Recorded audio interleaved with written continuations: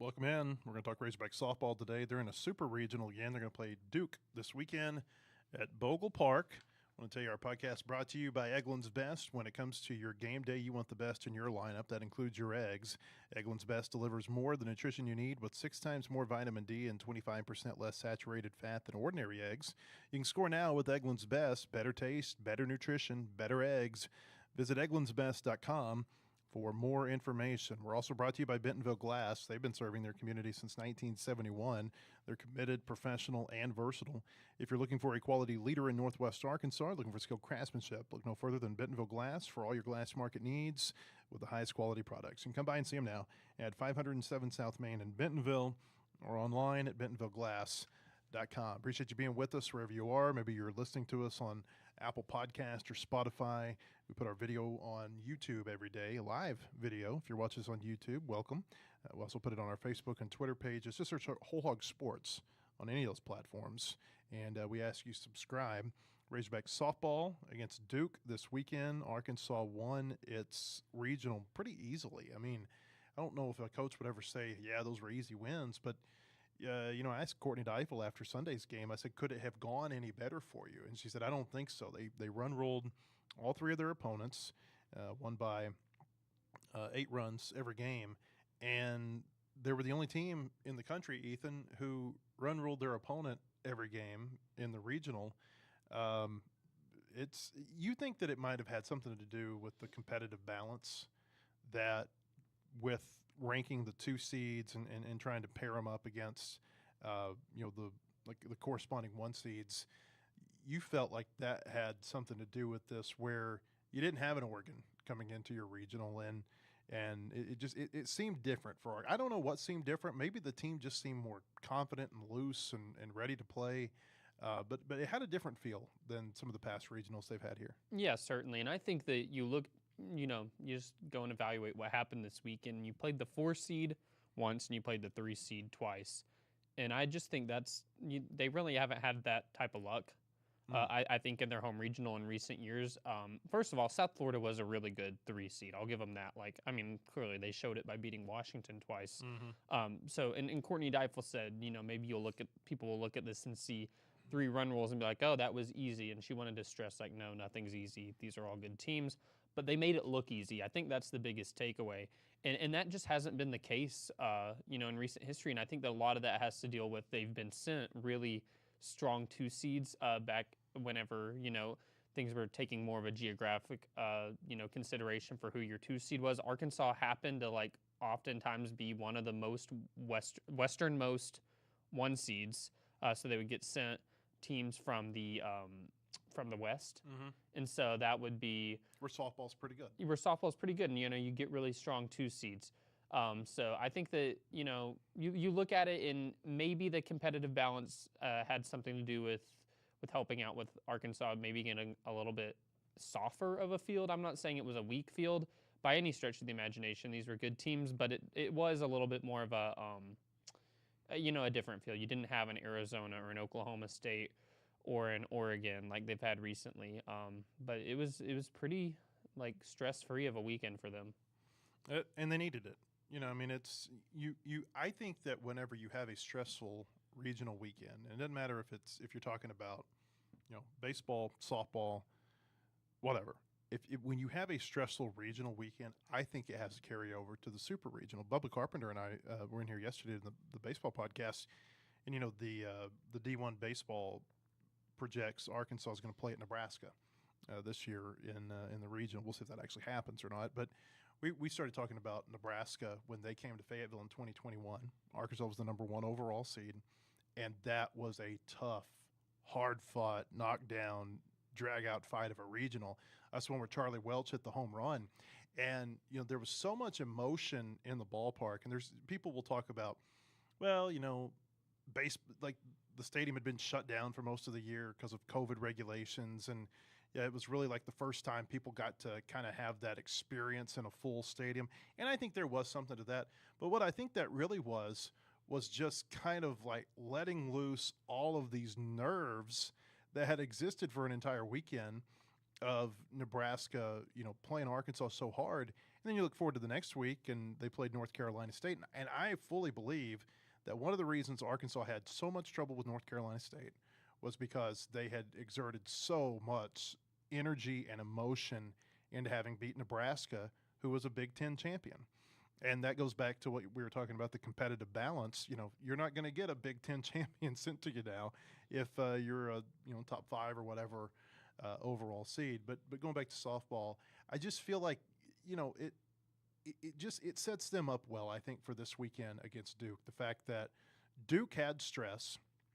Now you have, for Duke, you're going to add the travel element on top of that. And you got an Arkansas team here who not only did they play the minimum number of games they had to, but they did it in fewer innings than they should have had to because of all the run rules. It just seems like this really sets up well for them this weekend when Duke comes to town. Yeah, and I brought this up just asking Courtney Deifel about it after they won the regional, about, like, I don't remember a weekend that I've gone to one of their regionals and their ace has thrown 4 innings over the course of it. I'm just used to watching Mary Half or Shanice Dels or Robin even last year. Just like by the end of it, you're like, whew, thank God you have them, because they helped carry you through a lot of this stuff. Robin, it was like, I mean, she pitched 4 good innings against South Florida on Saturday, but other than that, didn't even have to see her all weekend because you just were handling business. I think that, a lot of times people can look at, the way that softball pitchers can throw. Like, it's not like baseball where you burn your arm out and you can't throw, you can't do it, but it's not ideal. It's never ideal for them to have to throw a whole lot in a weekend. And I think that this sets up really well for Robin, that she got a week rest before this, between Alabama losing at SEC tournament and the regional, and then she only threw 4 innings, and now she gets another week to just get ready for Duke. She's getting like very abnormal rest for a softball pitcher. I'll just be curious to see how fresh she is for Duke. I think that it could be a good matchup for her because they have a lot of lefties. I mean, Duke has a great offense, so I'm saying it's a good matchup for her. I mean, like, all pitchers against Duke will probably, they got to bring their stuff, but they have a lot of lefties in the lineup, and we all know that, it's hard to hit against lefties whenever you're a lefty hitter, and I don't have her exact splits, but she holds lefties to a really low batting average. It could be, I just could see it being a really big weekend for her. I suspect there are going to be a lot of people who watch or listen to this who they're trying to maybe just get a little bit more of a feel about Arkansas softball. Mm-hmm. Maybe there's a curiosity right now where it's like, hey, I've noticed that they've been doing well. They've been highly ranked, but now I'm going to really lock in and pay attention for these games this weekend, because if they win, they're going to go to the World Series. I say that to say, I agree with you that Robin Herron is considered their ace, but there's a real argument that can be made that Peyton Burnham is their best pitcher right now. Yeah, I mean, if you look over the past month, Burnham's been, you could make an argument she's been the best pitcher in the SEC over the past, month and a half. And that's not, there's some really good pitchers in the SEC. And so it would be, that's what I'm saying, there's an argument. But just over the past month, she's been lights out, put up a lot of shutouts. She had like this streak over a course of 2 series in a row. I think it was maybe Auburn and Mississippi State, where she gave up like no earned runs over a certain amount of innings. That was just wild. I want to say it was pushing like almost 20 innings of no earned runs. But she's and they're just totally different pitchers. She's a righty, and she just forces a lot of soft contact, plays to her defense. Robin is a strikeout pitcher. That's the thing for me with this team, is they have multiple like ways they can beat you. They have different types of pitchers, different types of hitters. And yeah, I think that people would look at this team maybe and be like wondering, like, they don't have, last year Briellis got a lot of attention. She was, National Player of the Year. They don't really have like that flashy player this year, but you look at all their numbers and it's all elevated. It's like they just have a team that has a bunch of really good players, maybe not like the star level that a lot of some of these other teams this far have, but it's just a very complete team that, when the collective comes together and you look at all their averages and all their home run power, and it comes together and it forms a team that's really hard to beat. And I think I'm of the mindset sometimes, those teams that don't have like the bona fide star, but they just play really well together.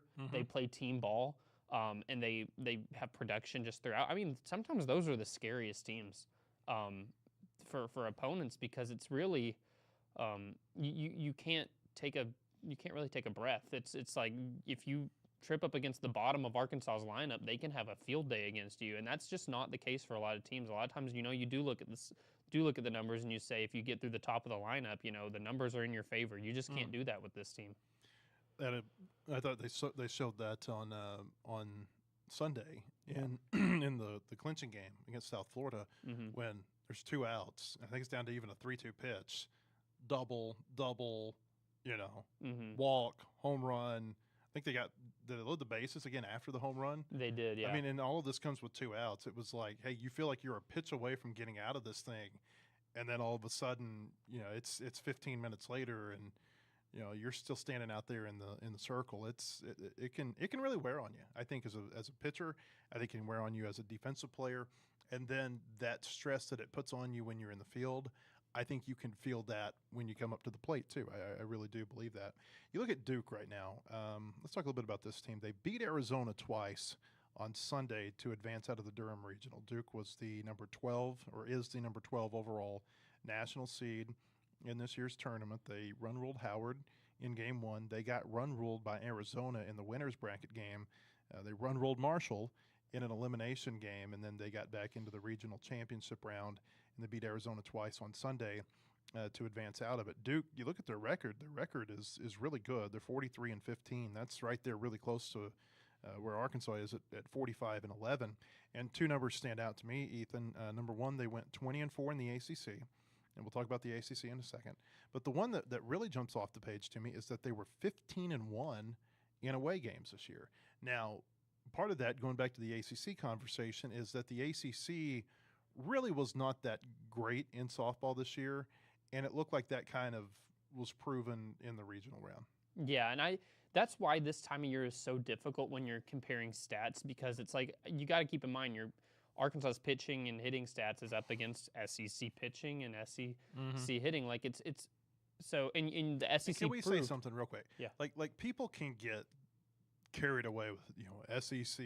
SEC softball is like if you think SEC football is dominant or SEC baseball or like I don't think anything touches the dominance of where SEC softball is. I mean, you've got 3 or 4 of the really, maybe even more, premier programs in the country when you're talking about Oklahoma and Texas and Alabama, and there's others too, but those 3 come to mind.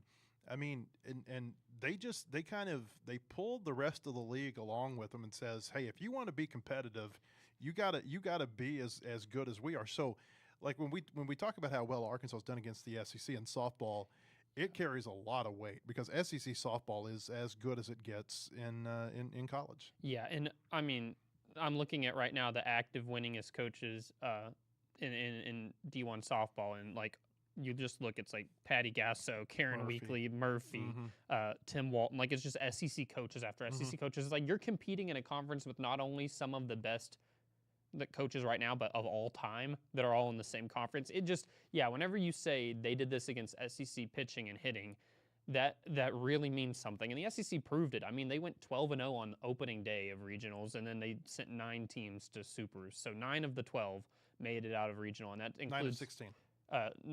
9 of the 12 that qualified. Oh, I see. Yeah. 9 of the 16 leftover SEC teams. Yes, correct. 9 of the 16 teams left are SEC, and they had 12 to start, the tournament having a chance, and so you really had some go on the road. You think about Mississippi State went and won the Eugene Regional, and how this just sets up right now, I think, for Arkansas is it's pretty nice. Like you can't look ahead too far ahead past Duke, but if you were to get past Duke, Arkansas kind of got lucky to be in a quadrant that doesn't have other SEC teams. To where if you were to meet another SEC team down the road, it would come in in a very high stakes game, like at the World Series. How many all SEC super regionals are there? I think Alabama's playing LSU, right? Yeah, they are. There's Tennessee and Georgia. Okay. And then I think everybody else Oklahoma, Mississippi State. So there's 3 of them. Okay, so there could be 6 SEC teams that get to Oklahoma City theoretically. Yes. And it's not too wild to say that. I mean, at least 3 will get there. Yeah. Well, the reason I say that is, we were joking about they should move the SEC tournament to Oklahoma City. Yeah. Well, you just get it about 3 weeks later potentially. Yeah, no, literally, It reminds me a little bit in 2022 up in Omaha at the Men's World Series. There were 4 SEC teams that were there, but then OU and Texas were there too, and it was like 2 years before they were getting ready to join the league. Yeah. But it was like, hey, this is a preview of what's to come. And that's why it was funny this year whenever, like, if nothing will, I think, portray how deep the SEC was this year, quite like Arkansas being the 7th seed at the SEC tournament because they played. I mean, the top 3 seeds in this tournament overall are Alabama, Texas, and Oklahoma. Arkansas played road series at all 3. And Arkansas was the 7th seed at the SEC tournament and met Alabama. So the 2 or the 1 overall national seed and the 5 overall national seed met in a quarterfinal game at the SEC tournament. I mean, put another way, Arkansas was the number 7 seed at the SEC tournament and the number 5 seed in the NCAA tournament. And it's like, I mean, I wrote a story about this. It's just like the 15-9 that they had in SEC play is like, just look at what that 15-9 took, and it screams, why they were so high. But it's just crazy because I think SEC tournament in softball is maybe harder. I don't want to say it's harder because it's single elimination. And anything can happen in a single elimination format. So I think like an Oklahoma doesn't benefit from a single elimination quite like they do double elimination. But I will say SEC tournament, it's almost like you win that and it feels like the next closest thing to a national championship all year.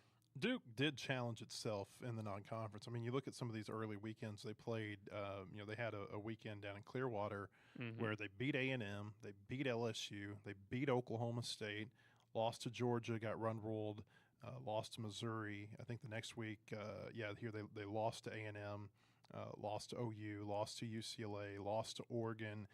They had Tennessee come in, I think, for a midweek later in the season, and they beat Tennessee there in Durham. So they are challenged. They have challenged themselves against some SEC teams.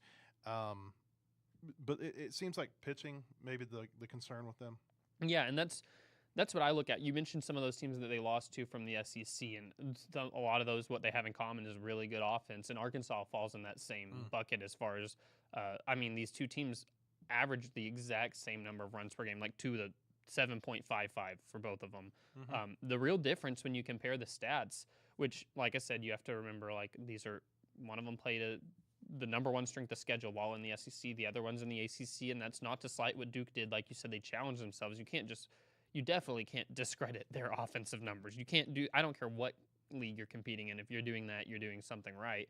But yeah, you look at these numbers and you take into maybe that consideration that Arkansas, who they played, where they played, and you wonder what it would look like in the ACC. But yeah, the big difference is you get down to all the pitching numbers. Arkansas's ERA 2.45, Duke 4.47 ERA. It's opponent batting average. Arkansas holds opponents to 212 batting average. Duke 272. It's just that's really where you look at these teams, and that's the difference there. So it's basically, in my head, this whole regional boils down to which can Duke pitch better than they have all year. Winner of this moves through to Oklahoma City to play Nebraska, or who's Nebraska playing? Oklahoma State. So, you think that's pretty? We talked about this. You think that's a pretty good regional matchup? Yeah, I do. I think that Oklahoma State has Ruby Malin, who Arkansas fans would be familiar with. She came here last year, part of the Fayetteville Regional. She's won Big 12 Pitcher of the Year. I think they made her like co-pitcher of the year with Nija Kennedy at Texas Tech, and their coach was really mad about it because apparently like they were communicated that she had won it outright, and then they went back and said, actually, we have a co. And he said, I can pull up the coaches, like I know that she got the votes. So there's some drama there. But anyway, that's aside. Ruby Malin's really good, and then Nebraska has Jordy Ball. She got married. And then they also have who used to be at OU. OU, right? Yeah, and went home to go play for Nebraska. And then they also have a lot of former Arkansas players on their team. Lauren and Hannah Kamenzend. I started to say their last names. Who are from Nebraska originally. From Nebraska, and so is Casey Hoffman, who was at Arkansas. And there was a whole thing where a lot of girls that grew up in Nebraska went home to go play at Nebraska, and they formed obviously a really good program. But there would be some storylines there. You know what else I noticed? Let's go back to what I was talking about baseball a second ago, the D1 baseball projections. You realize that if those came true, you would have Nebraska, Arkansas softball in Oklahoma City the day before Arkansas was playing in Nebraska's baseball regional. Kind of an interesting Yeah. potential crossover there if that were to materialize. Yeah. It's Nebraska, all this, like, at least for me growing up, I know that I miss a lot of eras of college baseball and softball, but like I just never thought of Nebraska as like a baseball, softball. Van Horn got Nebraska baseball going. They were really bad before Dave got there Yeah. in 1998, and he even had they had a pretty rough first year. It got better in year 2, and then it got really good the last 3 years to where they were winning 50 plus games and Big 12 titles, and of course he got them to the World Series. Is this the best they've been since him? Well, sort of. So he got him to 2 College World Series. He left there to come here, and Mike Anderson took over for him. Not our 40 minutes not of our Mike fastest Anderson. 40 or whatever. Yeah, not that Mike, but a different Mike Anderson, who's actually at Northern Colorado, who Arkansas played this year. He took over for him. Dave's last signing class at Nebraska. Gosh, I am forgetting his name. He had a long career with the Kansas City Royals. Alex Gordon. Alex Gordon was in that last signing class, and Alex Gordon helped them get to the World Series as a junior in 05. So after it would have been Mike Anderson's 3rd year there. And then after that, it started to kind of fall off some. And they had Will Bolt is at Nebraska right now. Will Bolt, who played for Van Horn when he was a player, his nickname was Little DVH because apparently they kind of shared some physical characteristics that were the same, but more so Bolt was just really fiery, and the players said he was just like a little Dave Van Horn.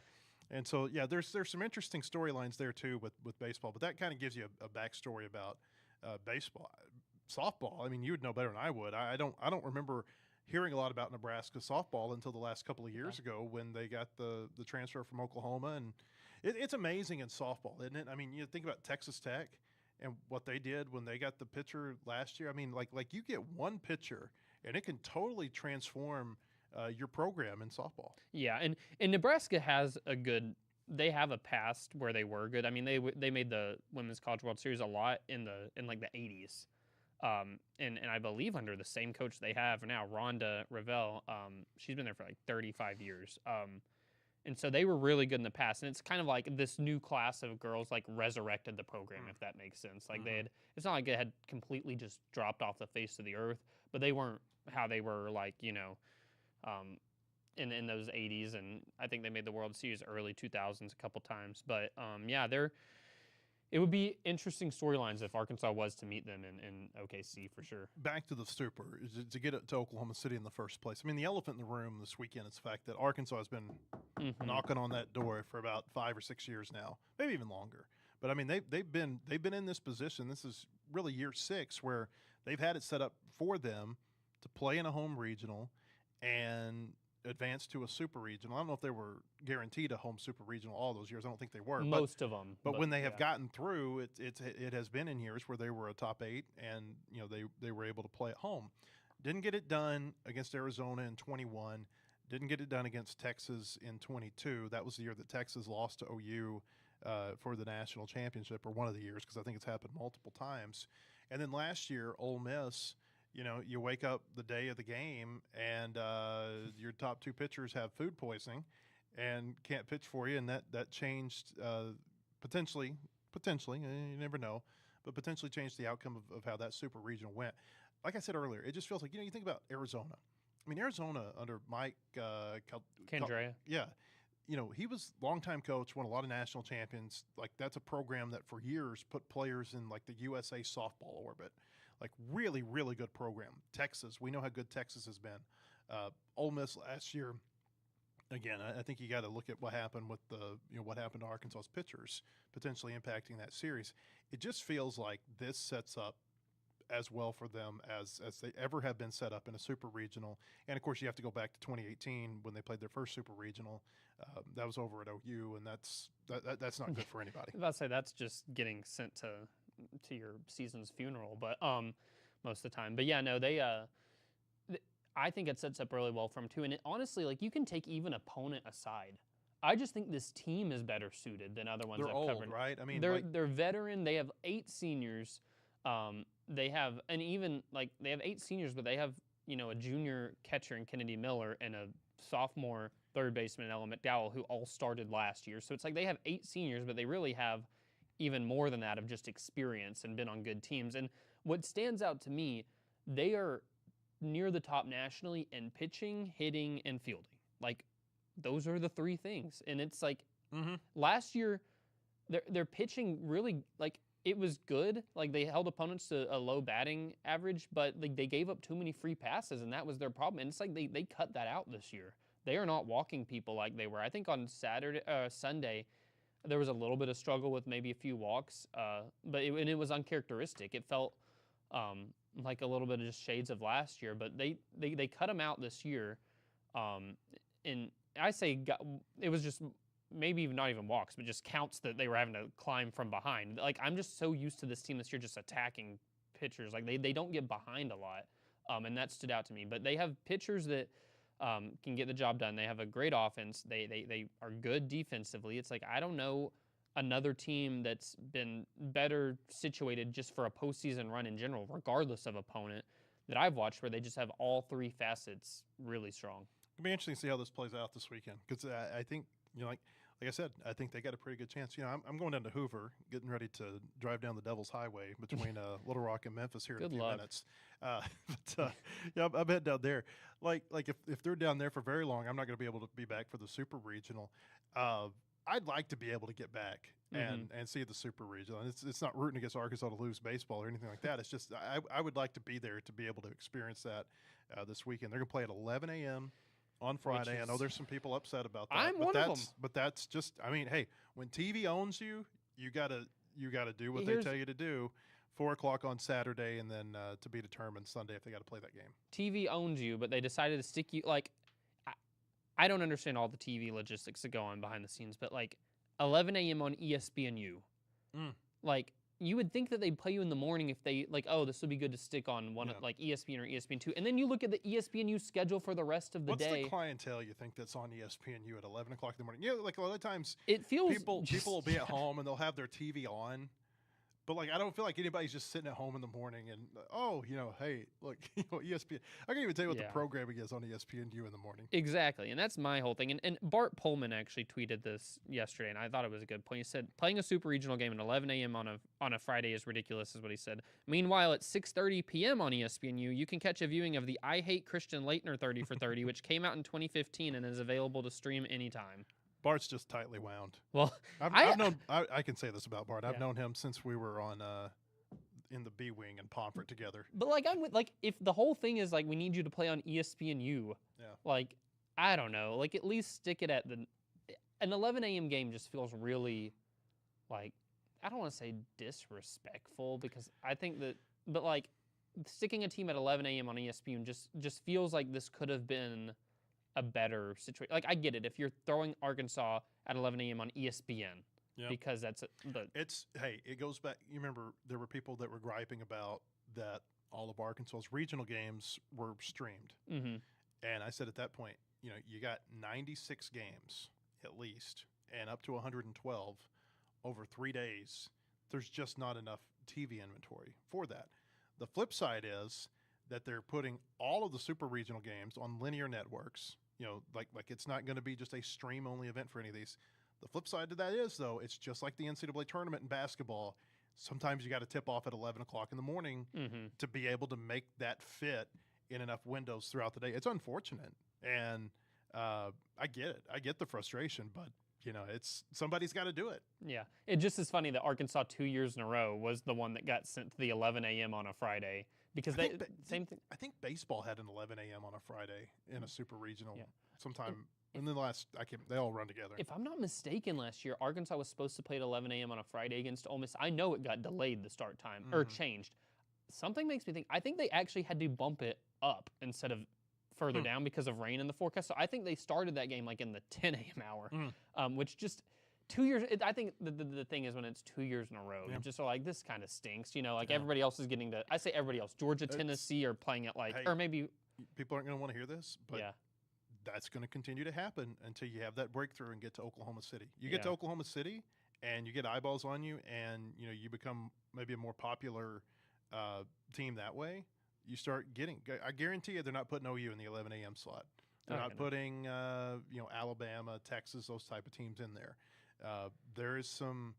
I don't know if meritocracy is the right word, but there's something there where you earn your way into the more prime positions. I will say Oklahoma is noon both days. Yeah, there you go. Which isn't ideal. It's just not 11, right? Yeah. Well, Florida Texas Tech is starting at 10 a.m. Central. In game one of their season. That's like the big series in my opinion. It's Nyjah Kennedy versus at Florida, which Texas Tech took a lot of flack in the offseason because all of a sudden all these star players are transferring there, right? Like, surely there was no sort of tampering or anything there. That would be stunning. But anyway, one of the players who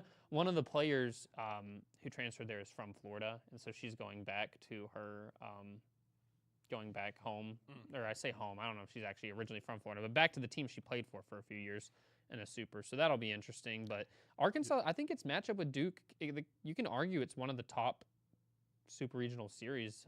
I just think that there's enough storylines there, and the offense should be electric. You ready for a surprise as we get out of here? Sure. Missouri just beat Ole Miss at the SEC baseball tournament. The only thing that would make that better is if they won on like an ABS challenge or something. I saw like somebody posted the video of the first ABS challenge. It was way too early in the game. I think it was the second batter. And it was upheld that it was a ball. Yeah. And it was just so anticlimactic. I wanted the first challenge Missouri's first challenge did work. So I wanted the first challenge anybody would do to be just like the most painfully obvious strike ever that an umpire called as a ball. But I'm like, man, you challenged a ball like way too early in the game. I think people are just eager to do it. I can't wait to get down there and see this and see it on TV today too in the games I'm able to watch. But just like what's the success rate? Yeah. And how fast does this go? Because again, this is coming. This is coming to the regular season. I did feel good today hearing Dave Van Horn, because I mentioned it when I think a few weeks ago, maybe we talked about when they announced this was happening. I said, I wonder how much they call the pro people to figure this out. And Dave Van Horn this morning said that they did. Yeah.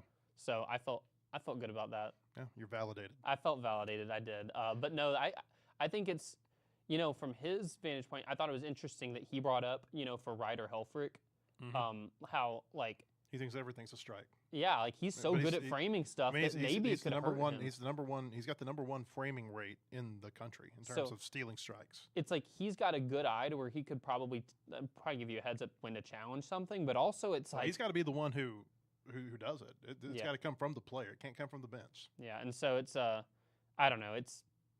There's some give and take that I didn't think about there. As far as like if you have a really good framer, I mean, maybe it comes back to hurt you. Hey, these diamond sports, baseball, softball, there's so much strategy that people just they don't understand. They don't understand. There's so much strategy that goes into it. It is every single pitch. There are multiple layers of what kind of counteracting what might happen somewhere else, being prepared for it. It's amazing. And it's like, at least in softball, I know, like hearing pitchers talk about how they intentionally throw balls a lot. Yeah. Like it's like you have to. You got to set somebody up. You have to set some, and it's like that's the thing. Like you get mad whenever somebody throws a ball, and you're like, maybe this was on purpose to set them up. But there's just a whole lot that goes on there that I think it's always interesting talking to a coach and hearing the real chess match that's going on there each game. And this ABS just adds a whole nother element that I love. I think Dave said he wouldn't be surprised if within the next year or two, this is just it's all about cost. It's cost prohibitive, and but I think the SEC teams still find the money to make it work. I think it's coming, and it probably next year, but maybe next year, but probably within 2 years. Yeah. I think it's coming.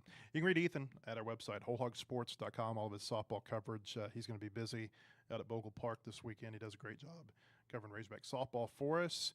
I'll be on my way to Hoover for SEC baseball tournament. Got some stories planned for you at our website as well. Listen, Christina Long is going to be in here for me tomorrow to host the podcast. I'll be back Thursday with Bubba Carpenter to talk about Razorback baseball, whatever happens on Wednesday at the SEC tournament. Hopefully they can play Wednesday. The forecast down there looks just downright dreadful tomorrow, but hopefully they're able to get in a game. We'll be able to talk about what happens during that game. Again, I hope you'll subscribe to our podcast on Apple Podcasts, Spotify, YouTube, Facebook, or Twitter. Just search Whole Hog Sports. Hope to see you next time.